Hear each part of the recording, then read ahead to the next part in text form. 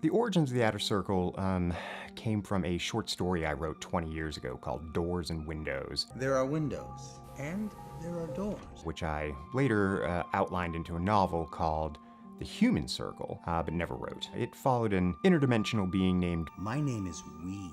who skips through dimensions around time, solving problems. The idea just kind of sat around for years in the back of my head. Later, I got a unrelated idea for a screenplay about this simple-minded monk who gets chosen to go on this journey because his mind was the only one that could handle the strain of it. Again, this idea just kind of sat around forever. And then COVID hit. I started playing around shooting with miniatures and toys and dolls, things like that. I had a lot of fun shooting a couple of short films with Barbie and Ken, and it really got me thinking about what else I could do.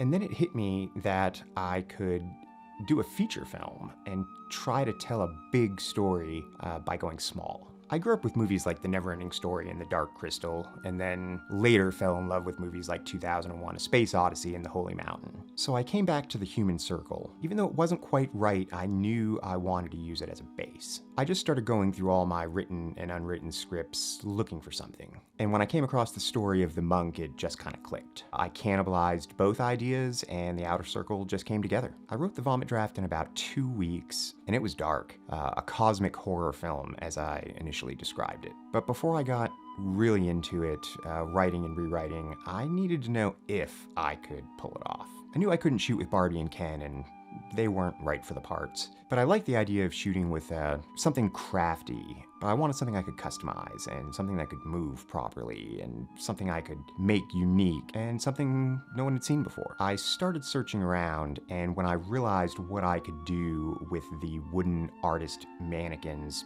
I knew that's what I wanted to work with. It just fit the kind of story I wanted to tell. But my characters were going to need to talk. They needed faces, eyes, mouths. I played around with motion capture animation, and I knew that I could build simple faces that I could then animate onto my characters. So I put together my first model, and I did a test with some template animation. Another animation test here. Trying to figure these eyes out. Tricky. And it sort of worked. And it was fun, and it was different, and it gave me a lot of control. So I started floating around this crazy idea to some friends, and it was really hard to describe. Like stop motion, kinda, but with these wood felt mannequins with these animated faces. To make sure it would work, and to demonstrate the approach and style, I decided to shoot the opening of the film as a teaser proof of concept. I started building the miniatures and the sets, and finalizing my first actual character, which is the Elder Diadem.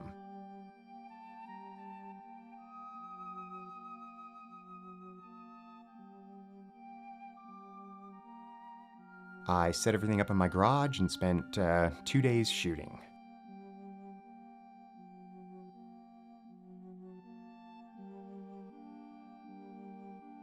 The stop motion elements were tough and ultimately looked pretty goofy, but at least I knew it was possible.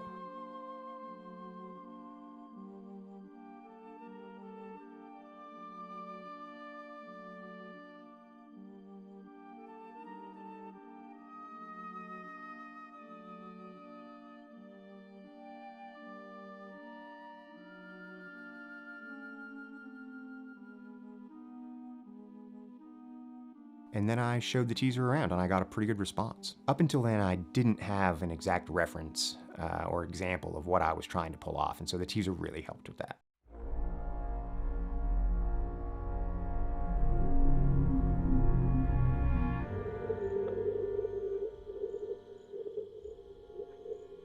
The prophecy is upon us.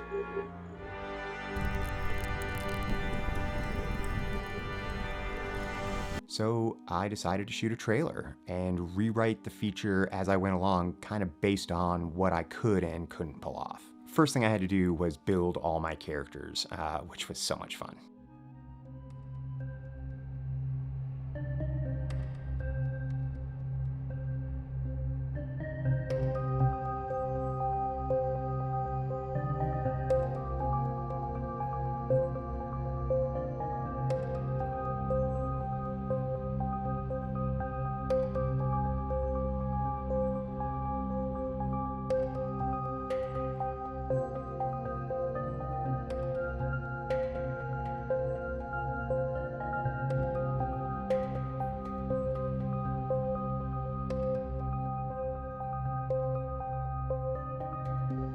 Everyone had their own colors and wardrobes, and the witch and the technician, I knew I wanted to do something different with them.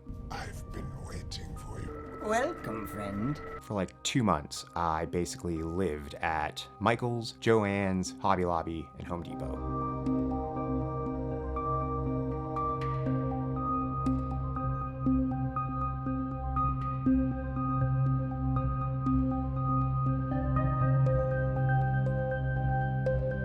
I would design, storyboard, and build on weeknights, and then location scout and shoot on the weekends.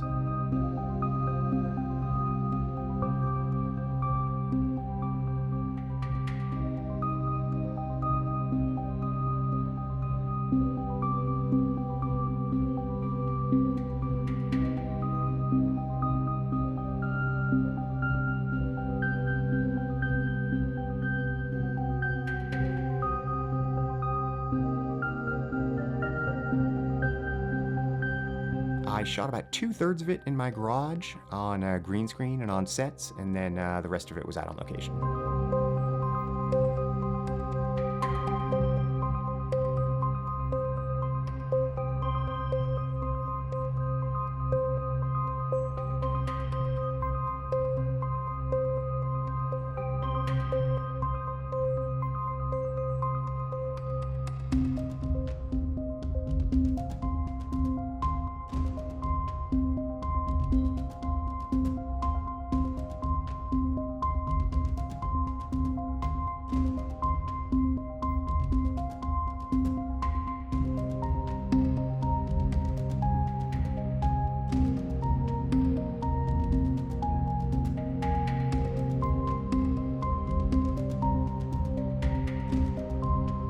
Cast 2 great actor friends of mine to play Diadem and We.